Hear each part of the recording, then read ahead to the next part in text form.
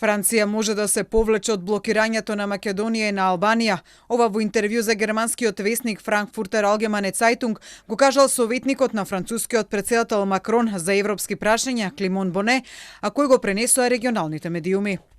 Откако Британија ја напушти Европската Унија, Франција сака да го сврти својот фокус кон исток. По Брекзит поважно е од било кога да се надминат разликите внатре во Европската Унија и да се фокусираме на она што не обединува. Советникот на Макрон при тоа смета дека Македонија и Албанија не треба да имаат различен третман, додевајќи дека тоа би било спротивно на француските напори да е заек на стабилноста во регионот. Порака пак дека Македонија и Албанија заслужуваат почеток на преговори со Европската Унија, денес купати претседателот на Европскиот парламент Давид Сасоли од посетата во Тирана. Се случи еден застој пред крајот на годината, но процесот на пристапување треба да започне. Парламентот, Европската комисија и многу земји членки се убедени. Јас сум убеден дека е само едно за доцнување. Сасоли при тоа потенцира дека мора да се убедат сите да започнат преговорите.